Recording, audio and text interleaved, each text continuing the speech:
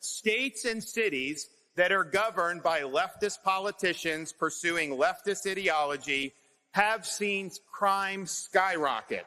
They've seen their taxpayers abused. They've seen medical authoritarianism imposed, and they've seen core American principles discarded. The woke agenda has caused millions of Americans to leave these jurisdictions for greener pastures.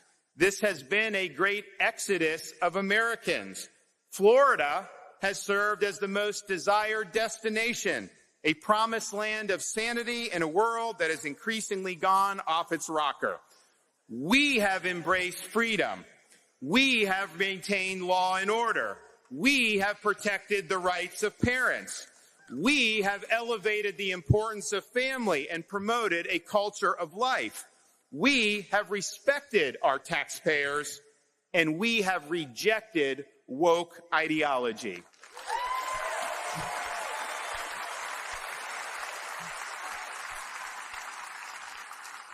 We fight the woke in the legislature. We fight the woke in the corporations. We fight the woke in the schools. We never, ever surrender to the woke mob. We have made Florida the state where woke goes to die.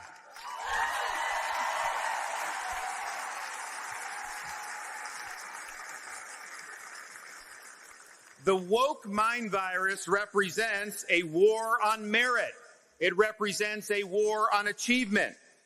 It's a form of cultural Marxism that seeks to use identity politics to divide Americans. But perhaps most of all, the woke represents a war on the truth.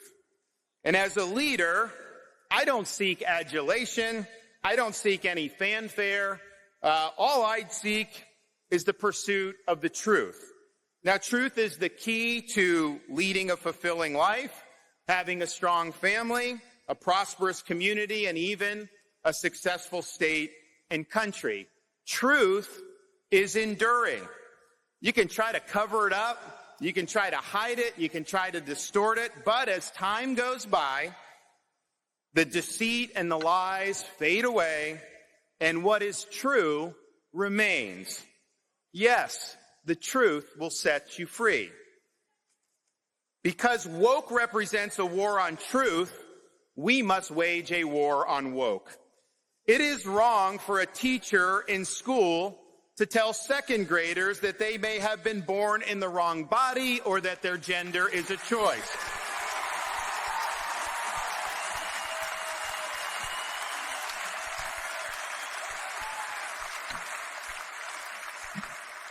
In Florida, gender ideology has no place in our schools, and if that means taking on Disney to make sure that's the case, we will do it.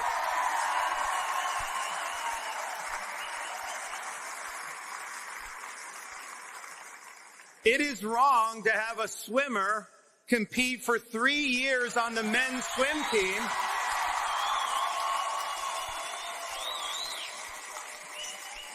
switch to the women's team and then win the women's national championship. That is a fraud. That is wrong.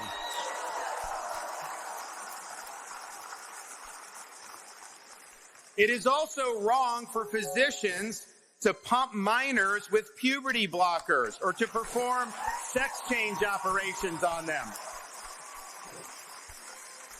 And in Florida now, physicians who are doing those things to these minors will lose their medical license.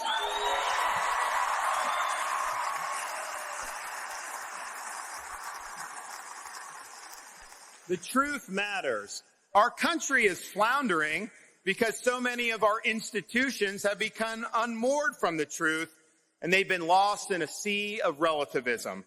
Our nation's founders understood that self-government doesn't run on autopilot. They knew that freedom was fragile, and it required us as citizens to be good caretakers of our heritage of freedom. When the founding fathers met in Philadelphia in 1787 to design what became the U.S. Constitution, they came armed with having studied the history of every republic that had ever existed in the history of mankind, because they wanted to draw lessons about what had happened in the past and how they could apply those lessons to launching the American experiment. And there was really only one thing that all of those previous republics had in common, and it was this. Every single one of them had failed, and failed miserably. So they understood that it really fell to the United States of America to determine once and for all whether people really could govern themselves.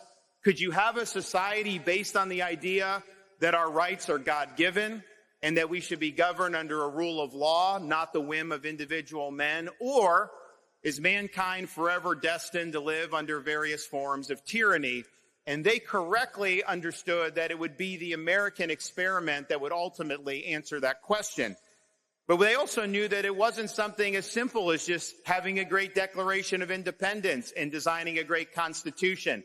When Benjamin Franklin walked out of the Federal Convention in 1787, he was stopped on the street by a woman who said, "Dr. Franklin, what have you given us, a republic or a monarchy?"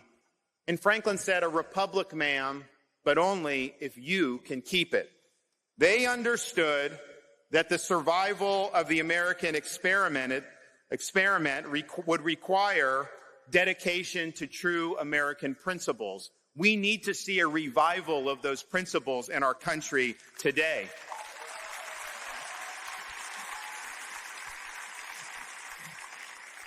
We must embrace our founding creed that our rights are not the courtesy of the government. They are the gift from Almighty God. We must reject the idea that constitutional self-government can be subcontracted out to technocratic elites who reduce individuals to mere data points. We must insist on the restoration of time-tested constitutional principles so that a government of, by, and for the people shall not perish from this earth. Florida has proved that it can be done. We offer a ray of hope that better days may still lie ahead. I am proud of the achievements we have made in the state of Florida. I'm honored to be here, and I look forward to the battles ahead. I will fight the good fight. I will finish the race, and I will keep the faith. Thank you all. God bless everybody.